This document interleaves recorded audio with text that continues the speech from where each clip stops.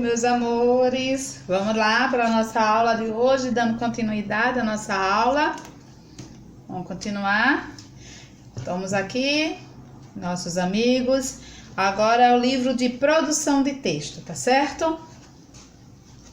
Produção de texto. Vamos falar hoje sobre, eu tinha aqui, fábulas. Vocês sabem o que são fábulas? Fábulas são histórias onde seus personagens são animais, que eles agem e pensam como seres humanos. Então, numa fábula, os personagens são animais. Eles agem, pensam, parece gente mesmo. E ela sempre traz uma moral da história. A moral da história nada mais é do que um ensinamento pra gente, que podemos trazer para a nossa vida.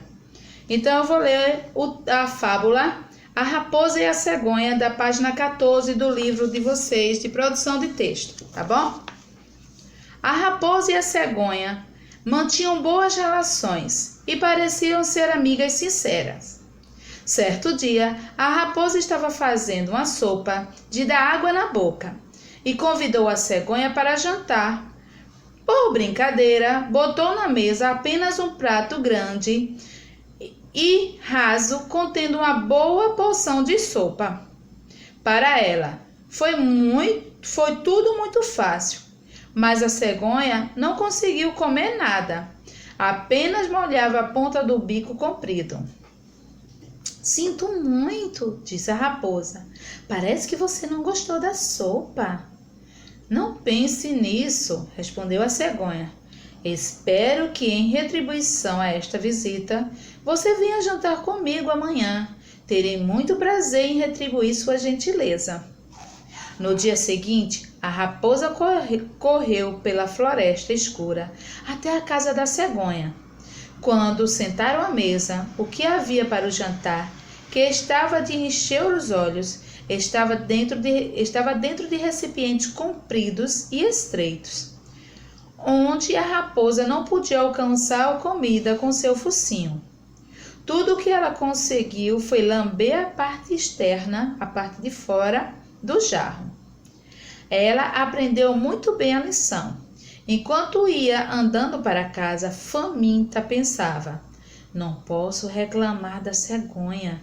Ela me tratou mal, mas fui grosseira com ela primeiro. Então, moral da história: trate os outros como deseja ser tratado. Então, se você trata seu amigo com educação, com respeito, com carinho, você vai ser tratado com amor, com respeito e com carinho. Mas se você for com grosseria, com estupidez, você vai receber, não é isso? Então, ela não tinha o que reclamar, porque foi ela que começou, né? Foi Dona Raposa que começou a aprontar com Dona Cegonha. E Dona Cegonha só retribuiu o que ela tinha feito.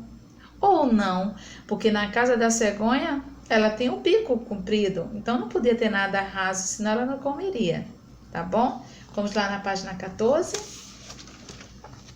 Aí a gente tem dizendo aqui: fábulas são textos muito comuns na literatura. Em geral, as personagens delas são animais que representam atitudes parecidas com o comportamento humano. Normalmente, destacamos o ensinamento a partir do texto. Afinal, podemos identificar uma moral. Você sabia? A fábula nasceu no Oriente e foi reinventada no Ocidente pelo escravo grego Ésopo, que criava histórias baseadas em animais para mostrar como agir com sabedoria. Contudo, o grande responsável pela divulgação e pelo reconhecimento da fábula no Ocidente moderno foi o francês Jean de La Fontaine, um poeta que conhecia muito bem a arte e as manifestações da cultura popular. Motivado pela natureza simbólica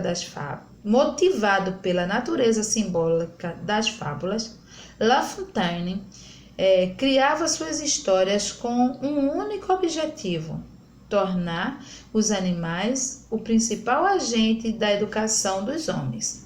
Por isso, os animais são colocados em uma situação humana exemplar, tornando-se uma espécie de símbolo.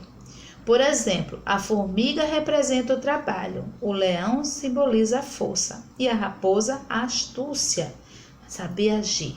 O lobo, o poder despótico e assim por diante. Então tem várias fábulas, né? O ratinho da cidade e o ratinho do campo, a cigarra e a formiga, e a lebre e o coelho, todas elas têm animais como seus personagens e eles trazem uma moral da história, trazem um ensinamento, como diz aqui. Aí a tarefa que vocês vão fazer é a seguinte: analisando o texto, o gênero textual. A raposa convidou a cegonha para jantar e, para brincar com ela, colocou uma comida que a cegonha não conseguiu comer porque a comida estava péssima, estava ruim, não fazia parte do cardápio da cegonha, ou o prato era raso e o bico da cegonha era comprido. Como a cegonha retribuiu? Como ele retribuiu é como ela fez, o que ela fez de volta, né? A raposa, com um jantar agradável que a raposa comeu fartamente, que a raposa comeu muito, com um jantar apropriado para a raposa, que a raposa gostasse, ou um jantar em recipientes compridos e estreitos, ou um jantar horroroso que não prestou. A atitude da raposa foi correta? Por quê? Se sim, por quê? E se não, por quê? Você acha que a cegonha deveria realmente ter devolvido com a mesma moeda? Você acha que o que a cegonha fez foi certo? Fazer a mesma coisa que a raposa fez com ela? Ela agiu corretamente? Você agiria assim? Quando plantamos coisas boas, colhemos coisas boas. Você concorda com isso? Sim ou não e por quê? Se sim, você vai ter que justificar e não também você vai ter que justificar, tá certo? Na página 17, você vai planejando a escrita. Para planejar a produção da fábula, siga os seguintes passos. Escolha os personagens, tem que ser animais, e as características de cada uma, onde se passa essa história. Agora que você já escolheu as personagens e o lugar, narre os acontecimentos. Não se esqueça de destacar a moral da história. Mãos à obra, mas antes disso, vamos passar para a caligrafia. Isso, no livro de caligrafia, o que é que vocês vão fazer hoje? Palavras com S inicial e palavras com SS no meio da frase. Isso quer dizer o quê? Que as palavras começam com SS e nunca com SS, porque elas vão para o padrão silábico do S, é sa, sé, si, só, su, são, tá? Então, no começo da frase, ele vai ter som de S. E a palavra que vai ter escrita com SS, ela também vai ter um som de S, vai ter um som forte. Que quando eu falo assim, sopa, o S tem um som forte. E quando eu for escrever com SS, pêssego, o S também vai ter um som forte.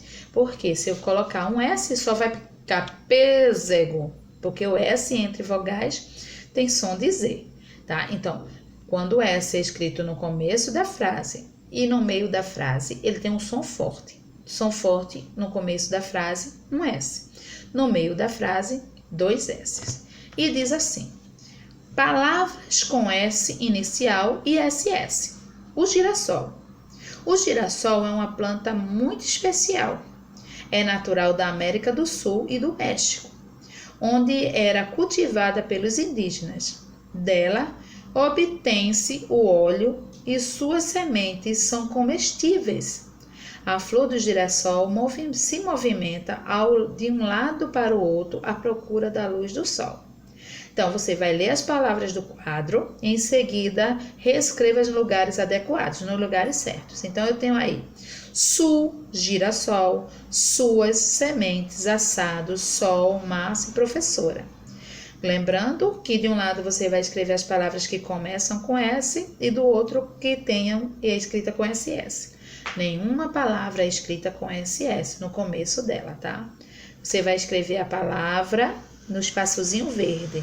Lembrando que algumas letras têm pernas, né? Que ela tem que ficar lá embaixo.